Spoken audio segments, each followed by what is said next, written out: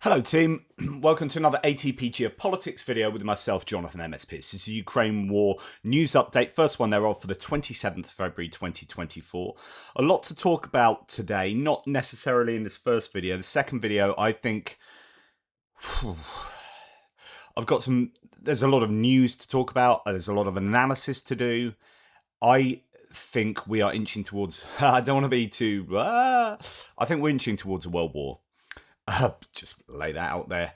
And I think there's a number of indicators that are coming from a number of different places within Europe to suggest that there's that kind of understanding going on as well.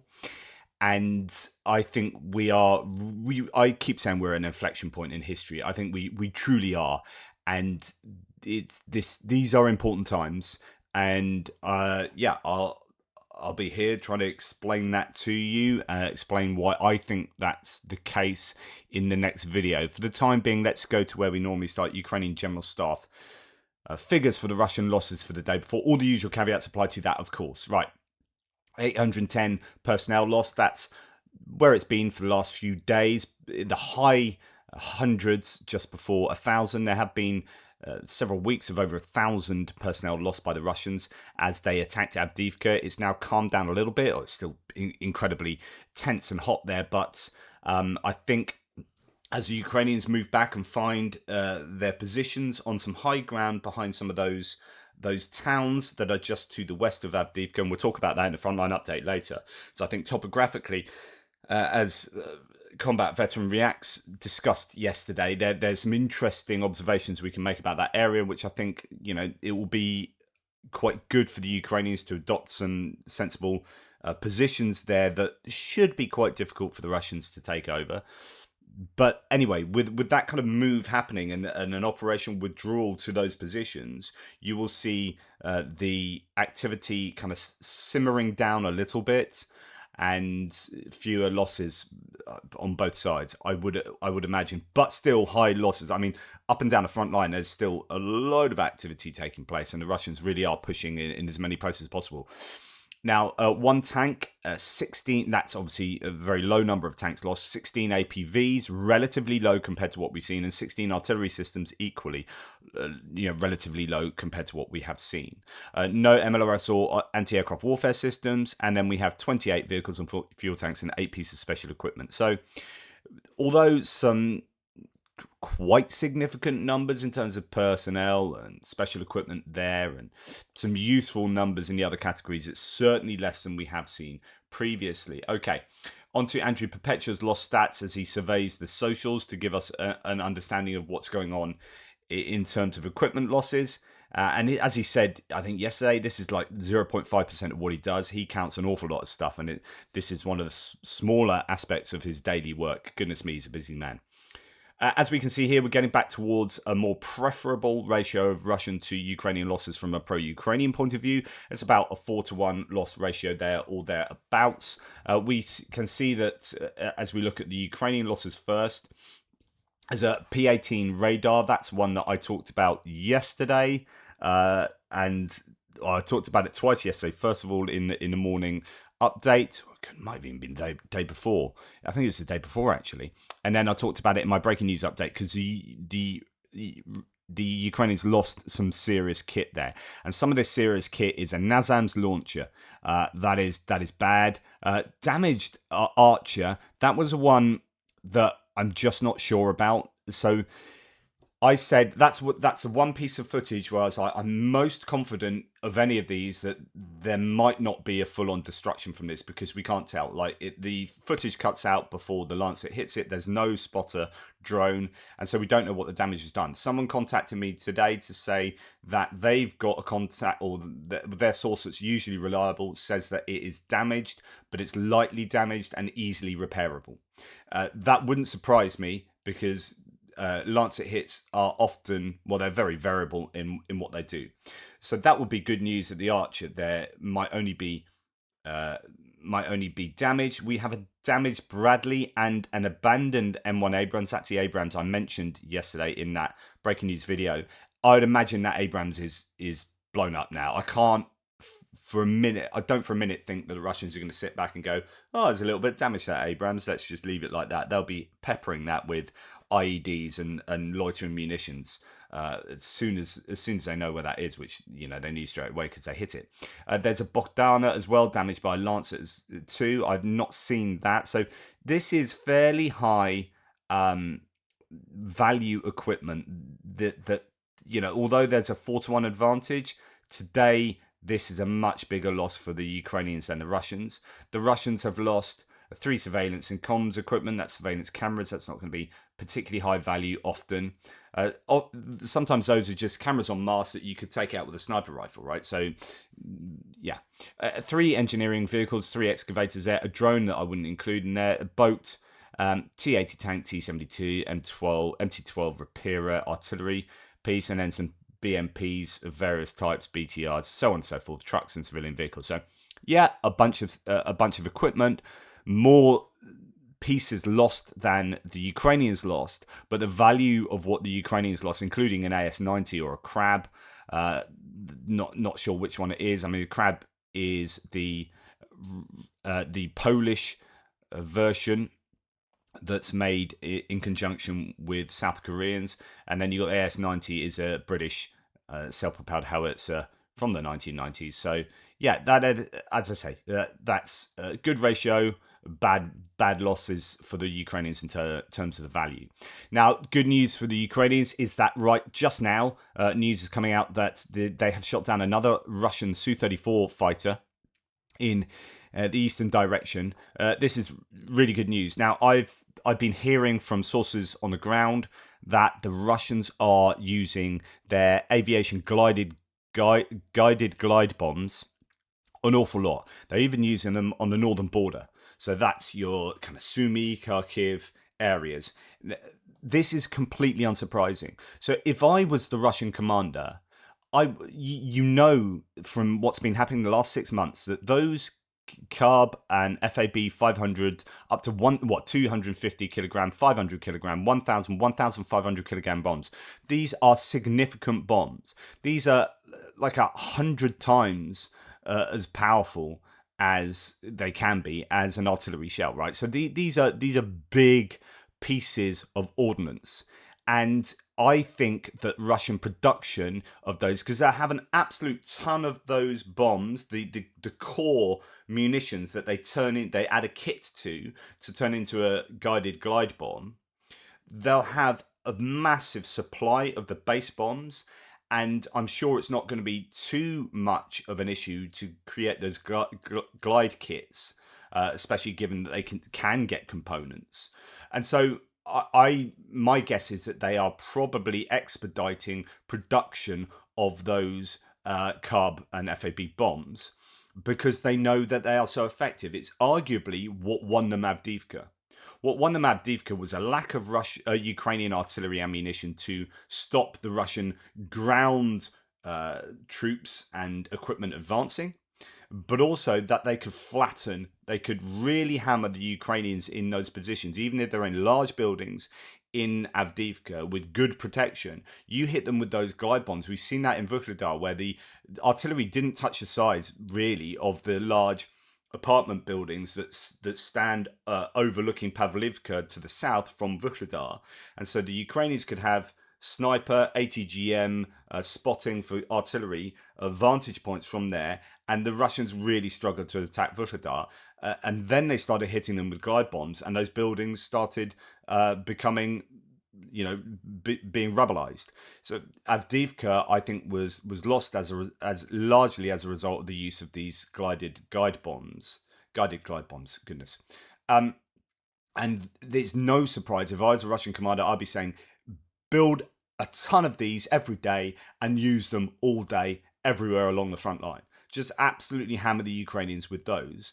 And that's what they're doing. That's literally what they're doing. And they're doing it along the northern border as well.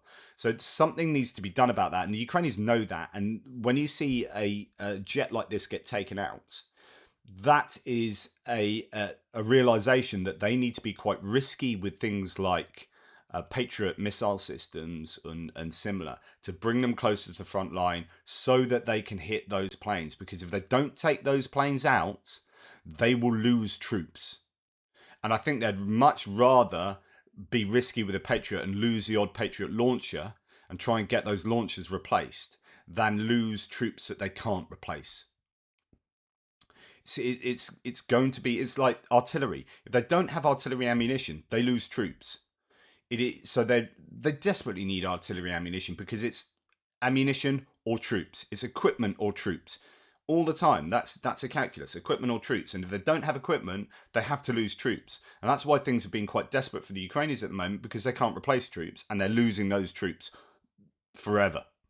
Okay?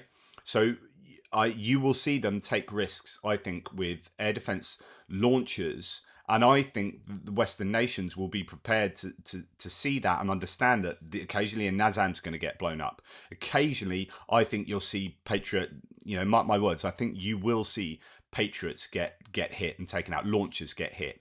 But because of the nature of, I think, the Link 16 and being able to link all the air defense, I don't think you have a risk of having a whole Patriot battery being sent to the front. I think you would get Patriot launchers sent, and maybe you can get a radar system that it's plugging into that will be far away from that, and actually it lowers the risk of losing, the expensive parts of the Patriot systems.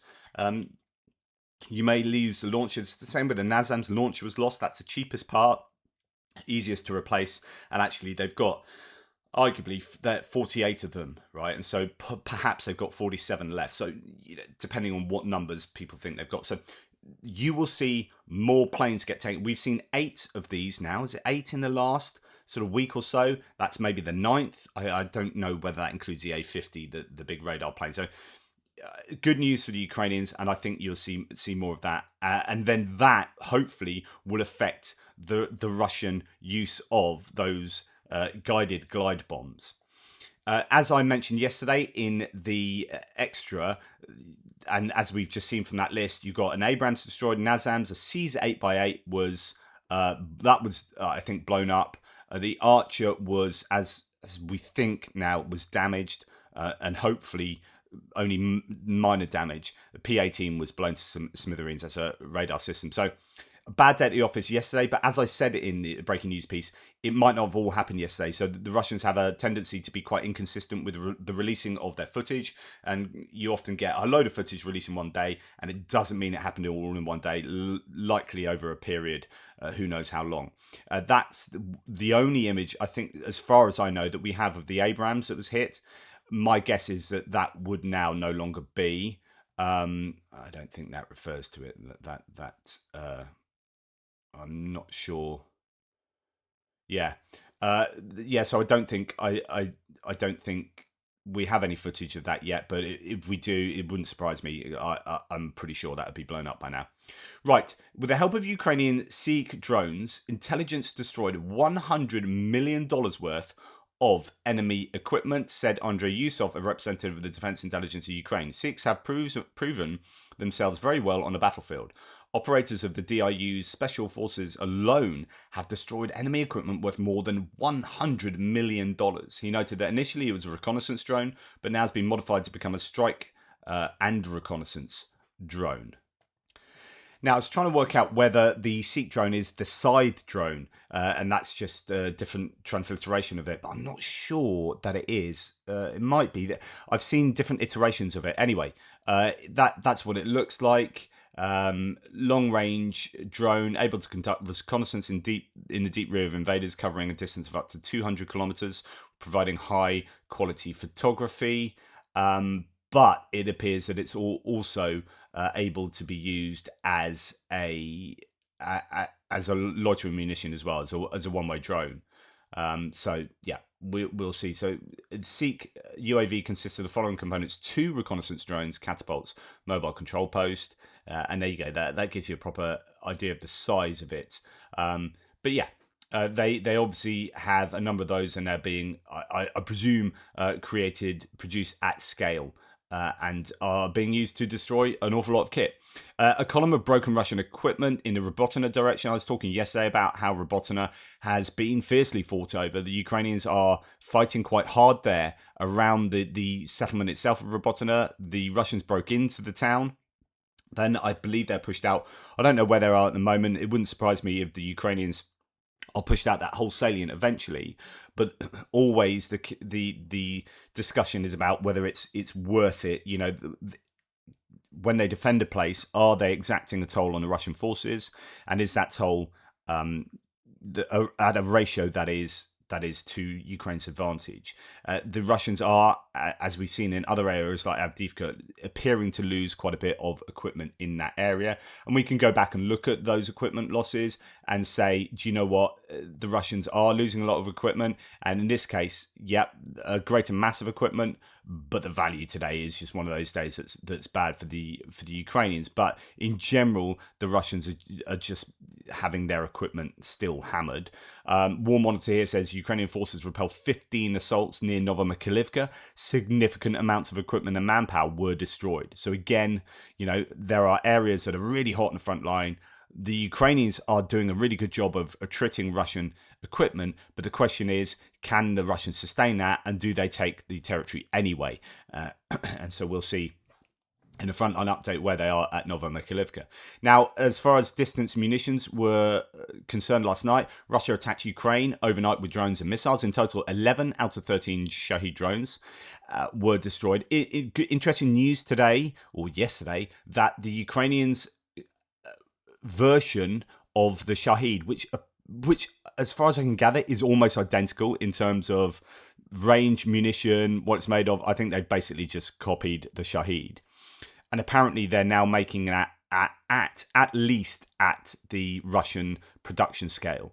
So that's fascinating that you might now start seeing the Ukrainians hit into Russia to a greater degree than the Russians are hitting into Ukraine with these drones. Now, that could be rose-tinted glasses and everything, but the announcement has been, pretty official from Commission that the Ukrainians are making these at Russian scale and to the same characteristics as well. So anyway, 11 out of 13 Shaheds, 2 out of 4 KH-59s were shot down, so only 2 out of the 4 cruises. In addition, Russia launched 1 Iskander-M, or KN-23. That's the interesting North Korean version, so that's unknown whether it's Russian or North Korean. And a KH-31P anti-radar missile. Impact is being determined. In other words, all of those got through. Well, it's only 2. I mean, there might well have been S-300 missiles sent again last night. They usually don't come up in numbers on these. They just fling them into Dnipro or places like that, Zaporizhia city, or Kharkiv. That's routine and not often counted in the same way as other missiles are. A couple of nights ago, Russia claimed they hit aircraft parked at the military airfield at Khmelnytsky. That'll be the Staro-Konstantinov airfield, where they fly the jets that fire the cruise missiles, the Storm Shadow cruise missiles. I don't know how many of those jets they have left. I don't know how many Storm Shadows and Scalp missiles they have left. I get really frustrated that the UK, even though they don't produce those missiles anymore, they could restart them. I know they're due to be replaced, but I was saying yesterday that the UK should just say, right, we're just going to focus on Storm Shadows, and all our money is going to be piled into Storm Shadow missile production.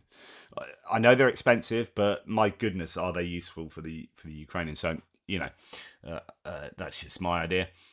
Tonight, explosions again in that region. So Tim White says he assumes they aim for the airport again. Drones are a threat there too. So Staro-Konstantinov is consistently targeted because it's one of Ukraine's main air bases to conduct sorties against Russia. Very loud in Belgrade. So the challenge for the Ukrainians will be the types of missiles that are used to hit there. If they're very quick in getting there, then sometimes there might not be enough time for the Ukrainians to get those planes up in the air, and they are then hit as they're parked on the runways. Ukraine really needs to work on ensuring that their airframes are safe from being struck while they're parked up. I don't know what you do about that. I would be working really hard on creating underground bunkers or hangars that are just made of, I don't know, magic concrete or something. It's so important that their airframes that are thin on the ground. I just don't know how many of the Sukhois that can fire those Storm Shadows they have left, if any. Wouldn't surprise me if they've been attrited to virtually nothing now. Yeah. Very loud, on the other hand, very loud on Belgorod in Russia. It's possible air defenses hit something which then fell to earth in a populated area. Earlier, 3 construction workers died when a drone struck their car. 3 more such suffered shrapnel wounds. So the Ukrainians are sending things into Russia in the same way that Russians send it into Ukraine. Locals in Russian-occupied Sevastopol report of powerful explosions last night. The first incoming video shows flares in the skies which indicate air defense fire. Don't know of any of the outcome of that, but obviously something in Sevastopol being targeted. And then Makivka in the Donetsk region, apparently another Russian oil depot was destroyed, but not too much imagery of that at the moment. The Ukrainians have hit oil depots there recently a number of times. Right, now moving on to other bits and pieces. So Wagner PMC have returned to the front lines in Ukraine and are currently in the Avdiivka area. According to Ukrainian Defense Intelligence, Russia is forming a volunteer corps that will consist of 18,000 people, veterans of the special military operation that is currently in the subordination of to Russian Defense Ministry. These are ex-Wagnerites. They are used because of their combat experience. Wagnerites use the same approach as in Bakhmut last year, constant assaults and getting results at any cost. It doesn't surprise me at all. I've been waiting for Wagner to come back. I mean, they've basically been out of the war twiddling their thumbs. Some of them have gone off to Africa. Some of them have joined other units. The idea that they were ever going to be a problem for Russia, I think, once a head was cut off the snake, those people are basically their only futures being subordinate to the Russian MOD, and that's exactly what has happened. Ukraine's commander-in-chief, Syrskyi, is developing 2 military strategies, an offensive plan if the US approves new military aid for Ukraine, and a defensive approach if such aid is absent, President Zelensky said in an interview with CNN. It'd be interesting to see what happens with Syrskyi. I think he was given a poison chalice with regard to what was going on in Avdiivka, but I'm not sure that the Ukrainian army had done a particularly good job of thinking defensively. I think they'd put all their eggs in one basket of the counteroffensive. The counteroffensive didn't achieve, it succeeded in other ways, but not in its initial intentions, which was to take territory, right? 30 kilometers a day. And Zelensky admitted that they failed to do that, and he failed to predict that would happen. But then they just kept on plugging away at attriting Russian stuff on the front lines, and they did a really good job of that. But I don't think they prepared themselves adequately enough to be on the defensive. And then Russia's gone on the offensive, and the Ukrainian army has been caught unprepared. And Syrskyi's taken over, and my guess is that they've probably expedited those preparations. When I was out in Ukraine, I saw a number of trenches and Dragon's Teeth and all sorts of fortifications being built in places I wouldn't have expected them to be built as well, which means that they are thinking that far ahead now in terms of where they need those defenses. So maybe I think at the time when Zelensky was in charge, I think this had been the responsibility had been apportioned regionally to different areas, and then but very late in the day, they got a group together to overlook it and have some kind of central command place to coordinate fortifications. Just my opinion is that was much too late in the day.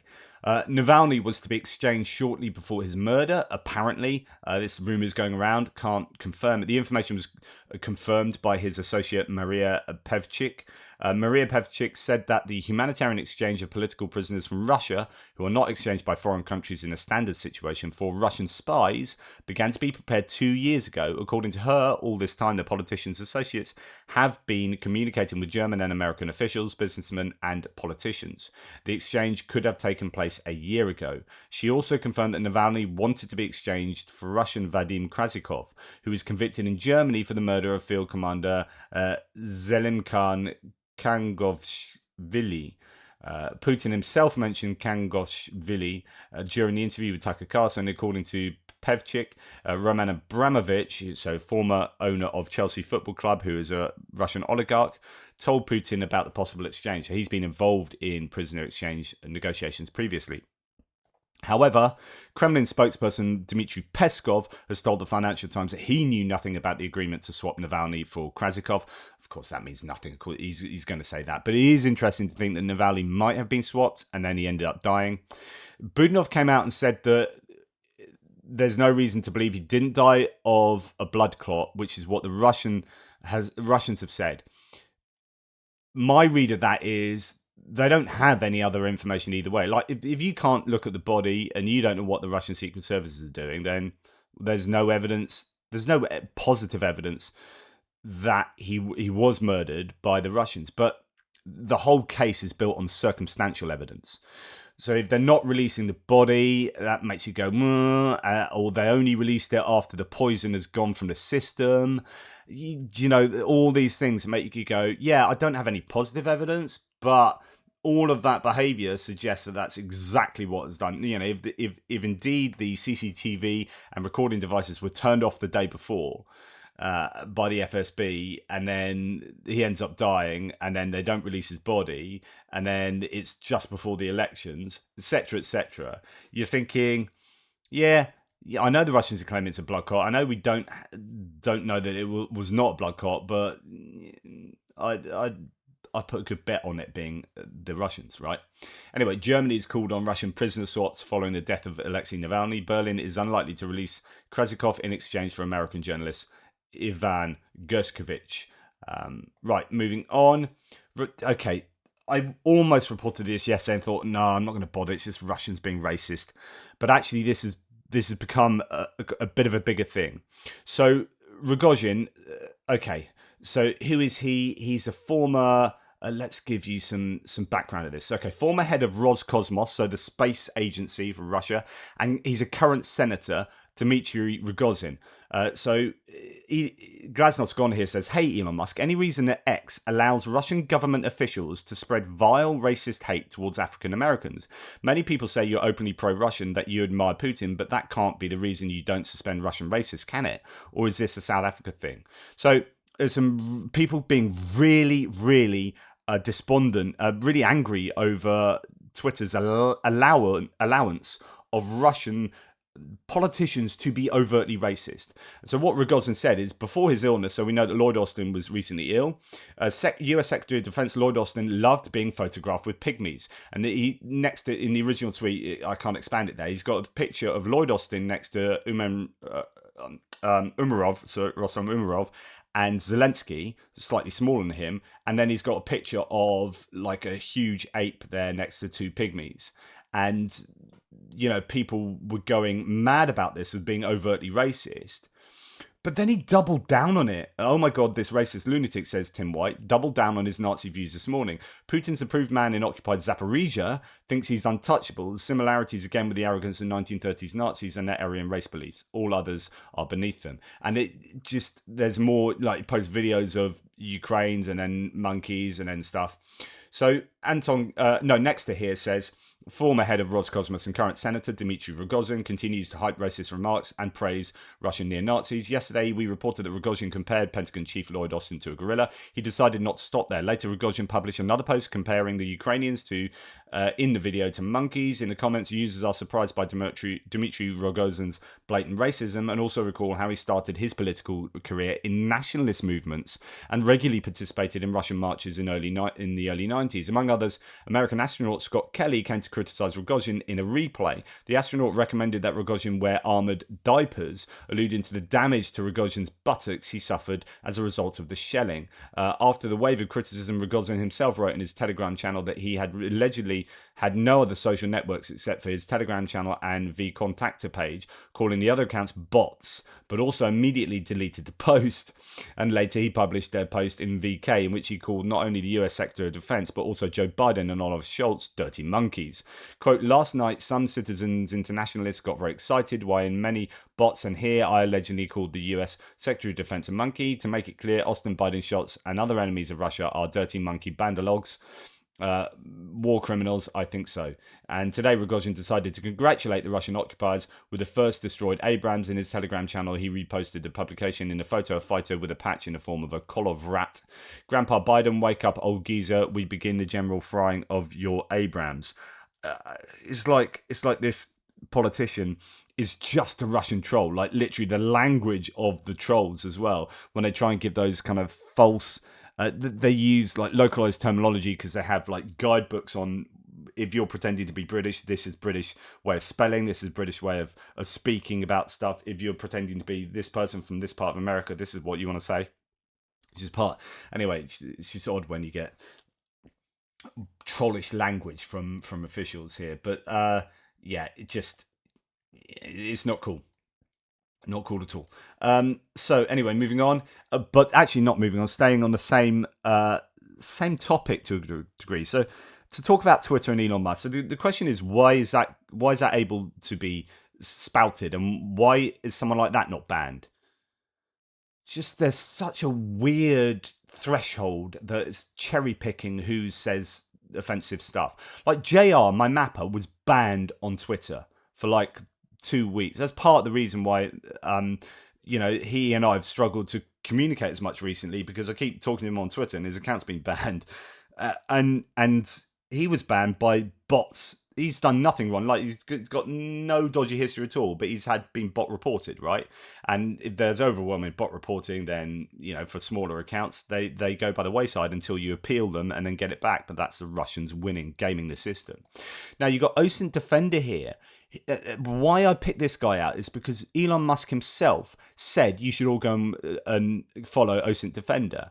I think he's a real not that reliable source. I occasionally do go to him, but yeah, whatever. But it was due to his positioning on the Israel conflict, and OSINT Defender started reporting much more on that. And Elon Musk was like, this is one of the guys you should follow. So OSINT Defender is a big fan of Elon Musk, and he's saying the amount of Indian and Pakistani spam bots that use literal AI-generated posts are out of control here on X. If Elon and the remainder of the staff, so this is admitting that Elon got rid of most of the moderation staff. So it is understandably out of control, and he's refusing to actually moderate because freedom of speech, and yet all that does is allow in paid Russian bots or AI-generated bots to just do their thing. If you're not going to moderate against that, then it just turns into just a bit of a shit show. If Elon and the remainder of the staff do not get this under control soon, they're going to have a major problem on their hands. But until they do, I'll be blocking every single one of these accounts that I see. And then No Report says, not to mention the hot link in bio bots. I'm literally losing my mind. This is, it's becoming a real problem.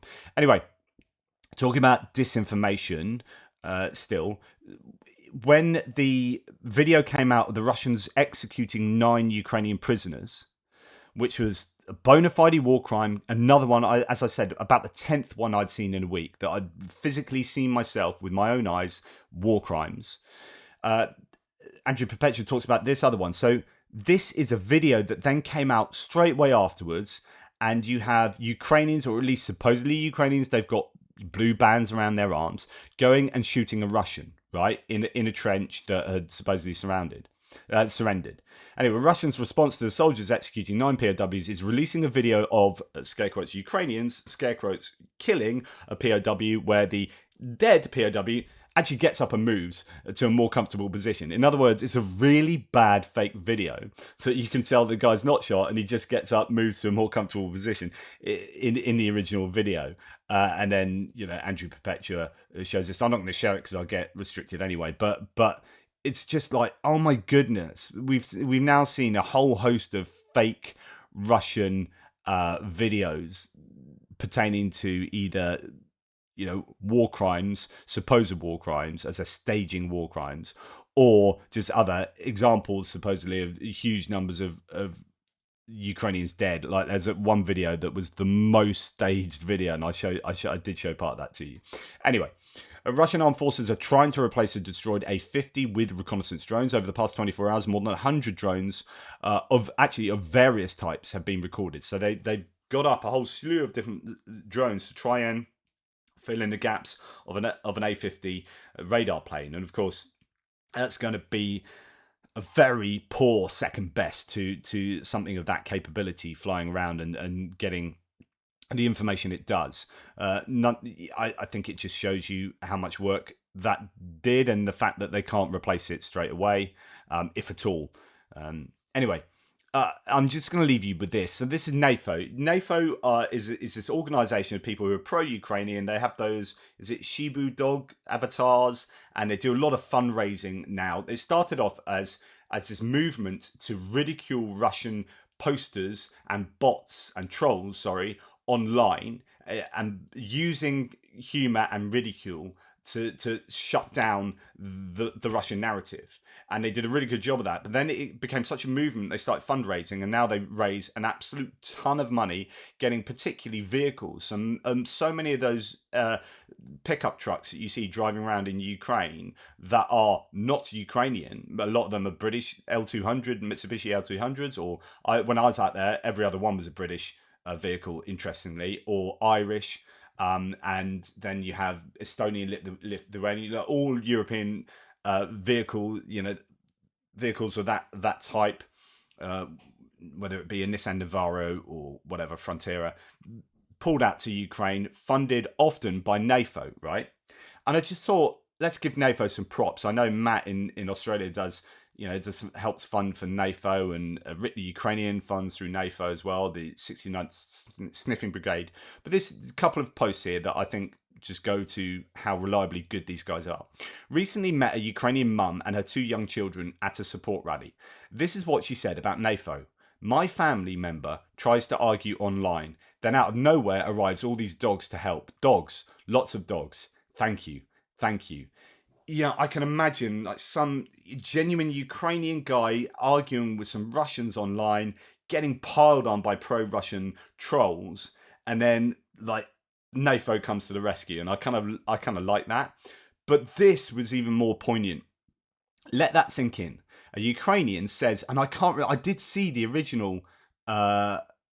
This might be it here. So far is the only global organization that never disappoints, a Ukrainian said about NAFO. So let that sink in. A Ukrainian says that a pack of brain-damaged cartoon dogs is the only global group that has not let them down, deceived them, disappointed them. Not governments, not NGOs, not companies, but effing cartoon dogs. And actually, that's brilliant. That 2 years on, there is still this consistency of a bunch of people who have the right moral calculation, that are still working hard to achieve the right ends, to support Ukrainians basically in the information spaces, to support the Ukrainian narrative, but to support Ukrainians with funding of equipment. So, here's my props to NAFO as expressed through to Ukrainian sources there. Anyway, thanks everyone. Take care. Speak soon, and it will be, I think next video will be quite a big one. I know this one's been fairly big, but toodle pips.